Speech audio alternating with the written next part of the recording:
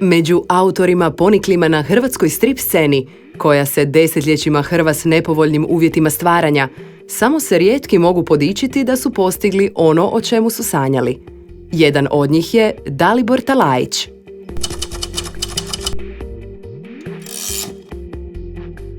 Dalibor Talajić jedan je od autora koji crtaju najveće svjetske serijale o superherojima, a sve je počelo 80-ih, kad se, kao dječak koji je odrastao u obitelji glazbenika, zarazio kroničnom ljubavlju prema stripovima. Naime, najgore što ti se može desiti u obitelji profesionalnih muzičara je da imaš sluha. I onda to te odredi. Tako da, ja sam trebao biti veliki muzičar. Ja sam dakle završio i muzičku akademiju i 10 godina sam radio kao profesor klarineta u srednjoj muzičkoj školi. Međutim, ja sam od uvijek crtao, ne? I od uvijek sam crtao motive koji imaju veze sa stripom. Da li su to bili super junaci ili stripovi koji su mi dolazili pod ruku kao klincu. Ali to je od uvijek bilo tretirano kao nešto što je šund, što nije ozbiljno, što treba zaboraviti što prije, prerast. No? I može se to zadržati kao hobi, ali to ima biti hobi i točka. Ne? Prve radove Talajić je objavio u fanzinu Endem. Među projekte koje je tad pomagao pokrenuti, ubraja se festival stripa Crtani romani show. Istovremeno je na osobnom planu izrastao u profesionalnog strip crtača. Danju je predavao u glazbenoj školi, a noću crtao stripove. Moji prvi plaćeni crtački angažmani su zapravo bili najbolja škola, jer novce sam počeo dobivati za storyboarde, za knjige snimanja, za izradu reklama. Onda su došli Modra lasta. Tamo sam dosta kratko radio jedan strip koji su se zvali Vrazi mali, ali se pojavio jedan strip, u stvari jedan istoškolski časopis, Prvi izbor, koji je puno stranica stripa objavljivao u to doba i unutra smo bili ja, Robert Solanović, Krešimir Bijuk. To je bio, kažem, simbolično plaćen posao, ali je bio objavljen, ozbiljno objavljen, išao je po školama i eto, to je isto bila jedna zgodna situacija. Projekt Hrvatski velikani, u kojem je sudjelovalo 15-ak hrvatskih strip crtača, a koji je za riječku Astoriju urednički vodio Darko Macan, bio je pokušaj edukacije kroz niz strip sveščića. Epizodu o Nikoli Šubiću Zrinskom crtao je Dalibor Talajić. Na projektu Hrvatski velikani bio sam pitao Dalibora Talajića da li bi napravio strip o Nikoli Šubiću Zrinskom. Pokazalo se da sam ga zvao dan nakon što mu je umrla majka, Ljiljana Molnar Talajić, operna pjevačica.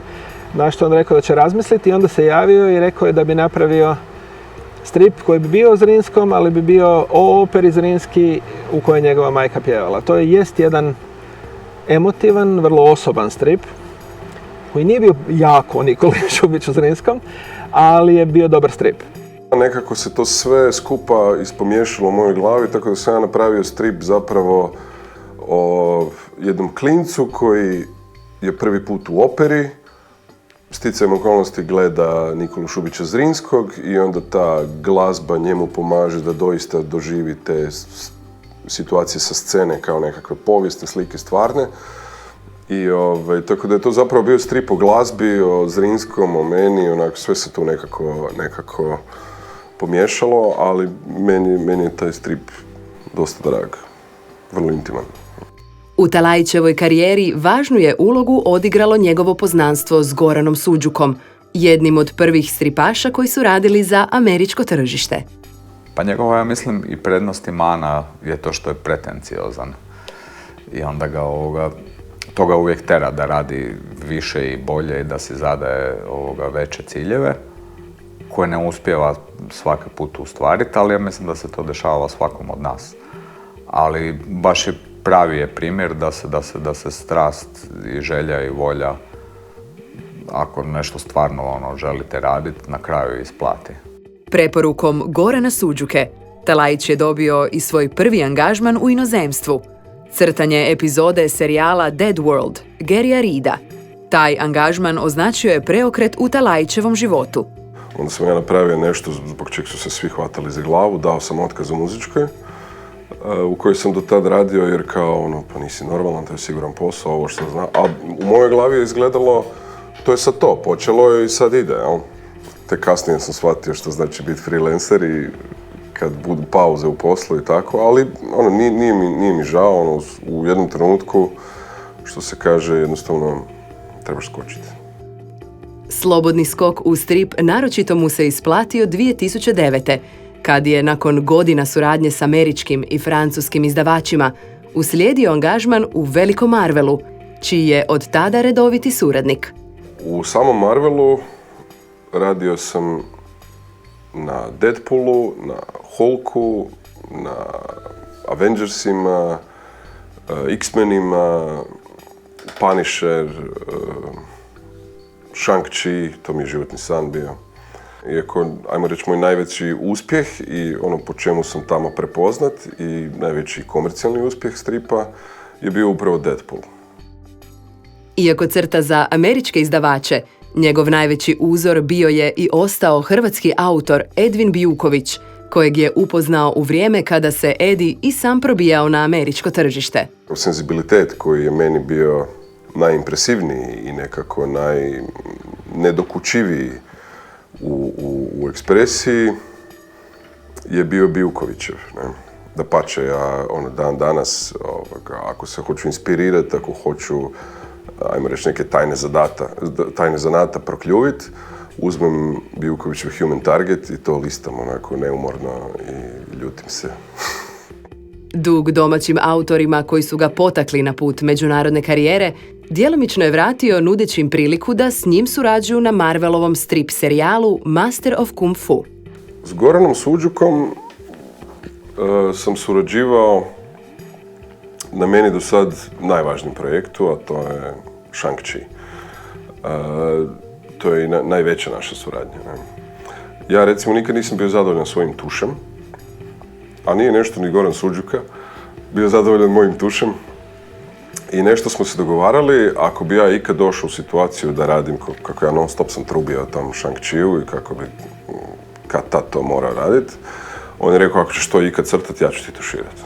Ja sam konačno došao u priliku raditi miniserijal Master of Kung Fu i to je Suđuka tuširao i Miroslav Mrva je bojao i to je jedan od stripova u mom dosadašnjem opusu s kojim sam ja jako zadovoljan. Dalibor ima dosta nekakvih vrlina koje ja nemam, pogotovo što se tiče superherojskog stripa, pa je puno dinamičniji i puno prilagođeniji superherojskom žanru, a s druge strane ja mislim da sam taj nekakav finalni izgled tih stranica i crno-bijele odnose i linije napravio puno uspješnije nego ja, tako da mi se čini da je u velikoj mjeri to što smo napravili zajedno vjerojatno i bolje od mnogih stvari koje je on radio sam ili koje sam ja radio sam.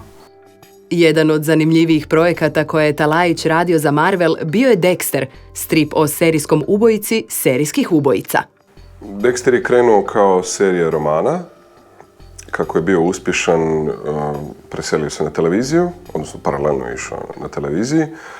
I u 8. godini prikazivanja, koja je najavljena kao zadnja, što se tiče televizije, autor Dextera, Jeff Lindsay, je potpisao ugovor sa Marvelom da ga se dalje nastavi eksploatirati kroz taj medij, kroz strip.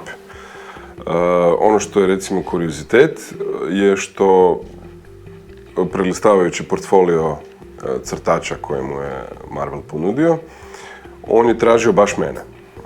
To je onako taj nekakav odnos crne, bijele, nekakav taj možda skoro noarovski moj pristup. Izašlo su 2 serijala po 5 epizoda. Prvi se zvao jednostavno Dexter, a drugi se zvao Dexter Down Under, kao Dexter u Australiji. I to je u principu to. Ubrzo nakon što je počeo raditi za Marvel, Talajić je počeo maštati o zajedničkom prostoru koji bi dijelio s drugim crtačima. U samljeničkom crtačkom poslu tako je alternativu našao u društvu kolega stripaša, koji također surađuju s američkim izdavačima. Sticajem okolnosti pronašli smo ovaj prostor na Trešnjevci I eto, tu smo se nekako zapravo spontano skupili, nas nekakvih 6-7. I evo, i sad tu radimo, imamo odvojeno i posao i obitelj. I Talajićev kolega iz studija, arhitekt Stipe Kalajžić, napustio je posao u struci i danas je profesionalni strip crtač. U tom trenutku je bilo mjesto ovdje u studiju i onda sam se ja tu uvalio sa ekipom koja je već ozbiljno se bavi i stripovima, ilustracijom, tako da sam upao u pravo mjesto za krenit i po ubrzanom tečaju. I većinu poslova što sam dobio na početku, znači ilustracije sam dobio od kolega. Nakon svega toga, nakon 2 godine znači bavljenja ilustracijom, Dalibor Talajić me preporučio jednom američkom scenaristu koji mi je našao jedan angažman stripovski, plaćen posao. Trenutno sad radim znači taj jedan strip, zove se On the Wall, na 50% sam i tako. Dalibor Talajić je 2016. u sklopu suradnje Marvela s televizijskom kućom ABC nacrtao jednu od najneobičnijih herojskih epizoda, temeljenu na istinitim događajima, priču o sirijskom gradu Madaji. Glavni lik stripa je stvarna osoba, majka 4 djece, koja 2 godine živi u tom opkoljenom gradu i čije su SMS poruke kojima je komunicirala s novinarkom ABC-a postale scenarij stripa. Ovaj strip je od Dalibora zahtijevao poseban emotivni angažman. Meni je bilo to dosta teško zapravo. Teško u smislu, baš sam se angažirao jer emotivno sam se angažirao, ali evo, oni su zadovoljni kako je to ispalo, ja sam se trudio dapače kako je bio rat i kod nas, ne? Tako da nekakvu informaciju, ajmo reći, iz života imam o tome. Ja sam se to potrudio uloviti. Ne znam koliko sam uspio. Iako crtanje za Marvel obično podrazumijeva priklanjanje kućnom stilu, stil ove medijski iznimno popraćene strip reportaže bio je prepušten samom Daliboru. Marvel se obratio meni jer ja imam taj, opet ajmo reći, taj neki europski štih realizmu. Moj tuš je pomalo prljav, pomalo, ajmo reći, blatan, ne? I oni su nekako zaključili da bi ja bio idealan za to. I onda sam ja to napravio, to je nekakvih 11 stranica po 3 kadra koji nisu klasičan strip, nego su zapravo, svaki kadar je jedna vinjeta, jedna ilustracija teksta iz tih svakodnevnih nekakvih njenih crtica koje šalje. Dalibor Talajić i sam je borac koji je hrabrim životnim odlukama sam probio svoj put. Dalibor Talajić je primjer upornosti. Dalibor Talajić je primjer pobjede nad samim sobom. On je silno želio crtati, silno želio biti profesionalni crtač i onda je jednu po jednu je morao u sebi svladat taj moment onog mladalačkog uvjerenja da sve zna i da je sve dobro, i onda je učio i od Edvina Bijukovića i od drugih crtača. Šta mora popraviti na tome, šta mora popraviti u perspektivi, šta mora popraviti u pripovjedanju, šta mora ono.